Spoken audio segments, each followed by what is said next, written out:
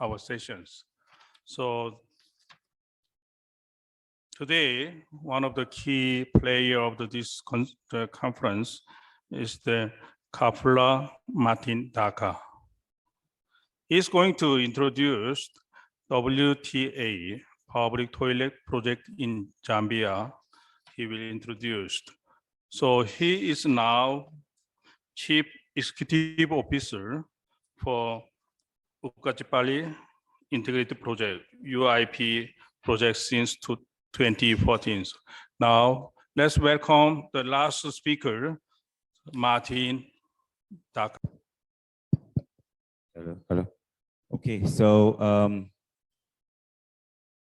thank you very much for your attention. I am going to talk about the WTA supported public toilet projects in Zambia.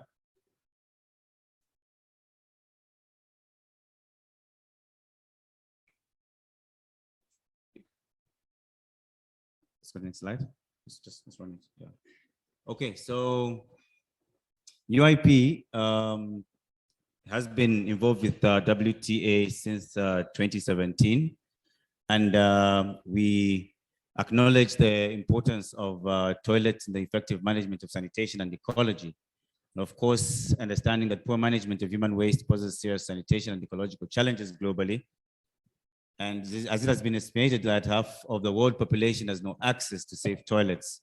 So Zambia, like many other developing countries, is in need of toilet infrastructure in general and public toilet facilities in particular.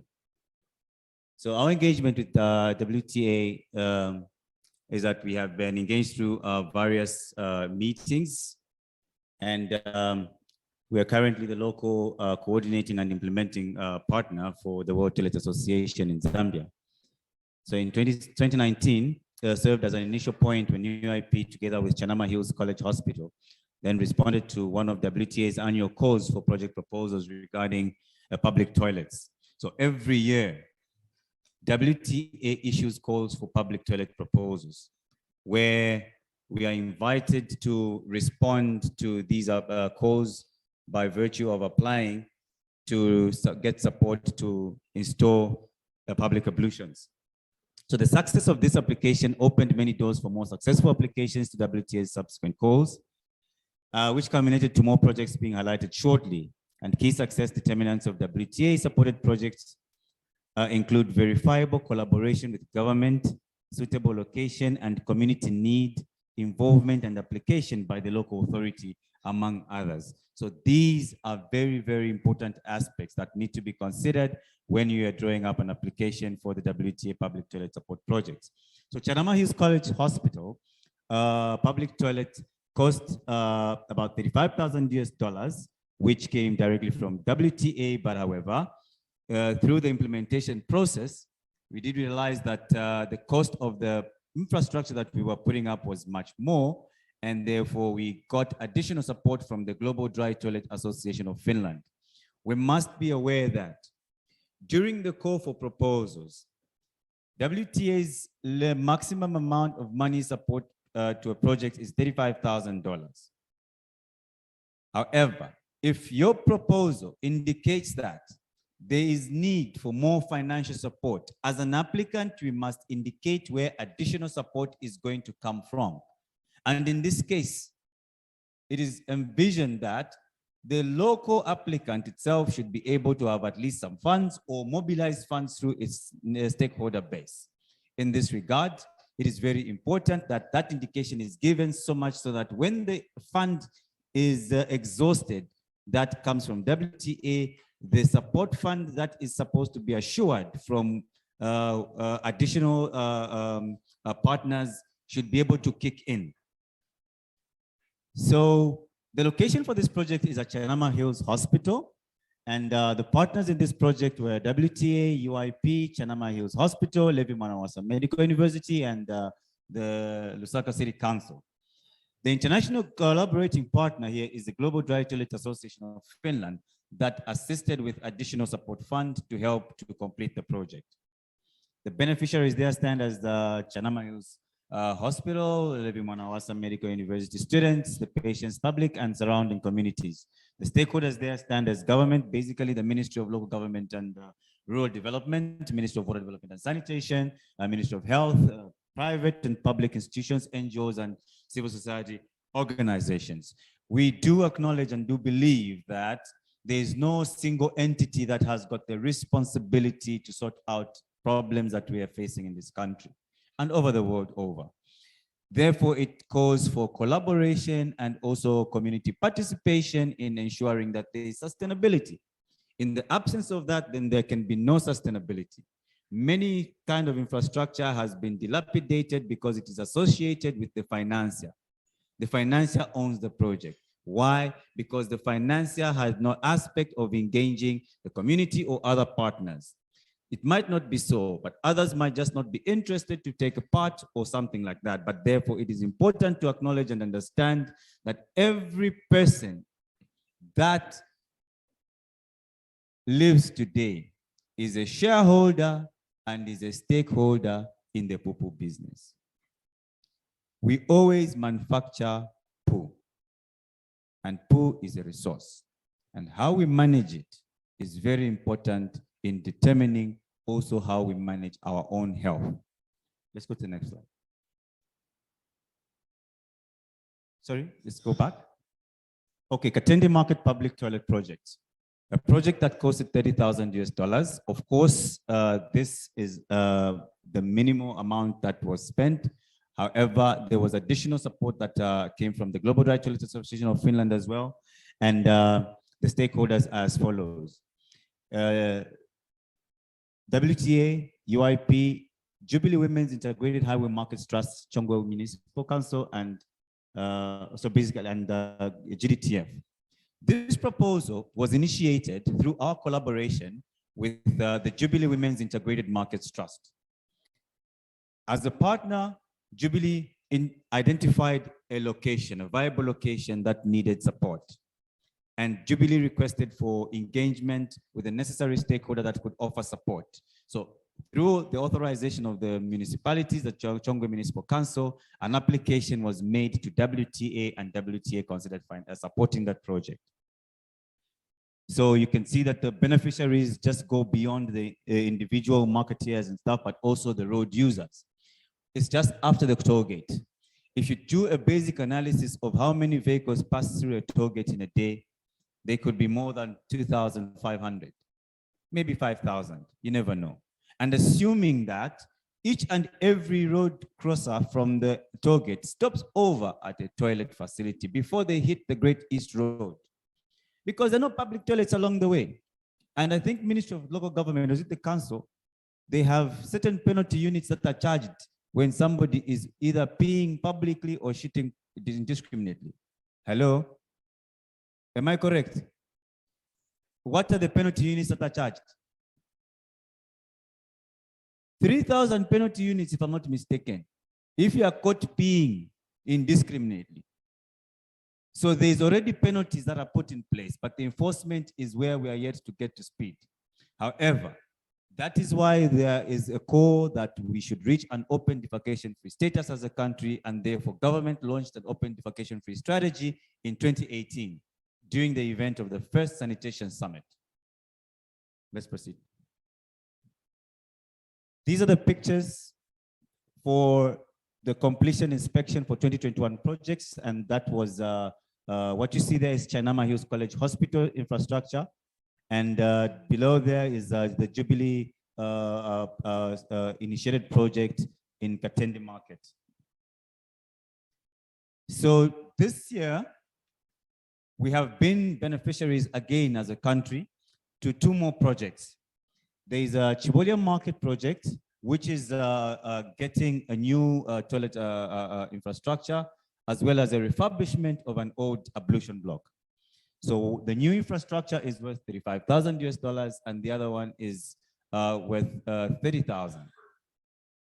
So the partners in this case, WTA, UIP, Lusaka City Council.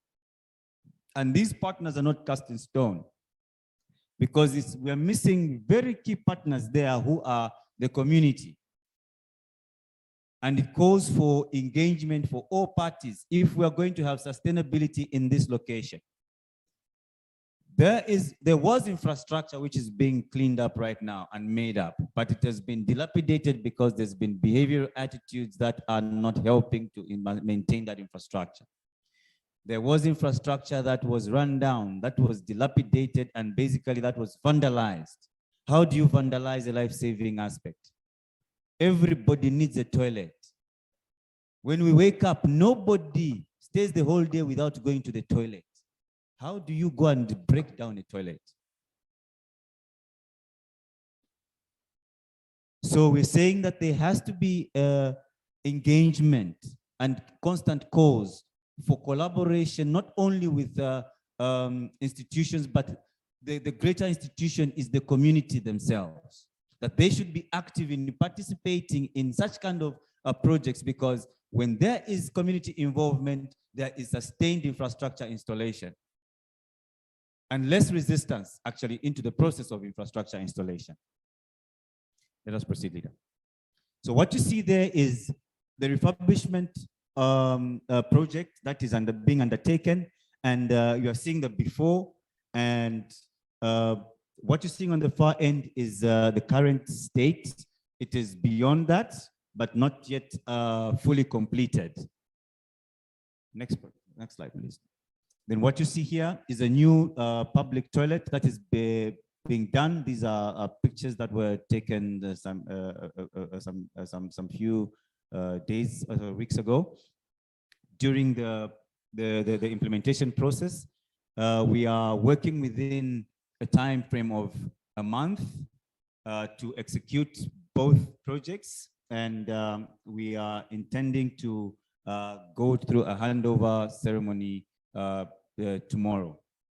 So that was a process that has been going on from is it October, end of October to date, and the structure will be, I think the true picture of the structure will be seen as we visit the site tomorrow.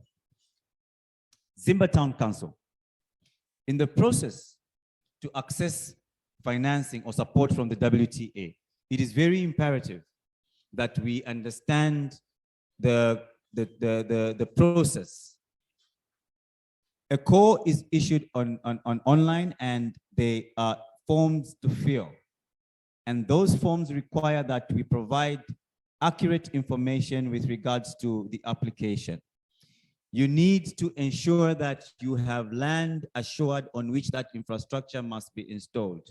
And that land should be authorized by the local authorities or the authorities that may. We have to have assured information of who will support the infrastructure development process should the funds run out for various reasons. And therefore, we had an application done by Zimba Town Council, and of course, our collaborating partner, Global Dry Toilet Association of Finland, was up in hand to provide additional support, because it's just basically next to one of our, actually in between some districts in which we operate. So therefore, we were assured of the adequate necessary support. However, the project was canceled because there was a challenge that came or was realized with regards to land issues. Without dwelling much into that, and in fear of losing the support, we were, through discussions with WTA, considered to shift the project into Chivolia, and therefore the same fund which was meant to go to Zimba was transferred to Chivolia. Next slide. So here we are today. We are in the ITCC, and the ITCC says Toilets for All, which is aligned to the following, the Open Defecation Free Strategy launched during the 2018 National Sanitation Summit to realize national sanitation and hygiene development aspirations, and also the 8th National Development Plan, 6.6, the development outcome number 3, which is talking about improved water supply and sanitation. The strategy 1 talks about improving access to clean and safe water supply, and UN 2030 Sustainable Development Goals, SDG number 6. Beyond 2022, the sustainability aspect is speaking into entrepreneurship, where we're leveraging the toilet infrastructure and culture, the value chain. And I think this has been, I think, mentioned by some previous presenters, where we're talking about, appreciating the sanitation economy, moving forward.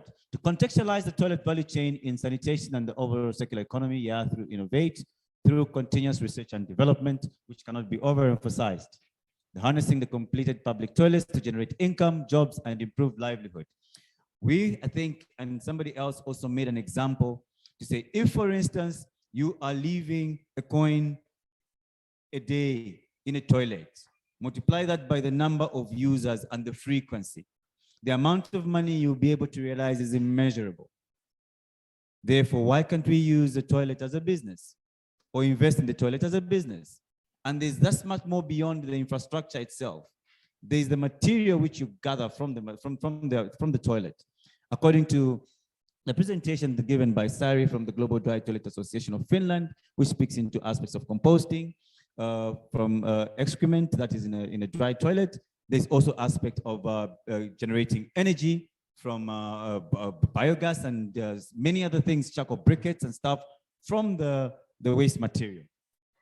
Resource mobilization to establish a coordinating institution in form of an association of national level character, I think would be ideal, which means that proposal development for more research mobilization will be enhanced. Resource utilization will be actually enhanced as well. And project implementation and monitoring and evaluation and reporting would be made much more easier and comprehensive. Collaboration and relationship. To rethink an open database system coordinated by GRZ, that's the government of the Republic of Zambia, where results of programs, projects of the government and its stakeholders will be domiciled. And basically database to have dashboard and have simplified format showing the audio of situation, toilet facilities installed and location, and disease comparisons. The credits go to the Ministry of Health, the Ministry of Water Development and Sanitation, Ministry of Local Government, Lusaka City Council, Chongwe Municipal Council, Chikankata, Zimba, Chanama Hills Hospital, Jubilee Women's Integrated Markets Highway Trust, the Global Dry Toilet Association of Finland, the World Toilet Association. This doesn't go without also recognizing through the Ministry of Water Development and Sanitation all the WASH collaborating partners. I wish to end here and thank you so much.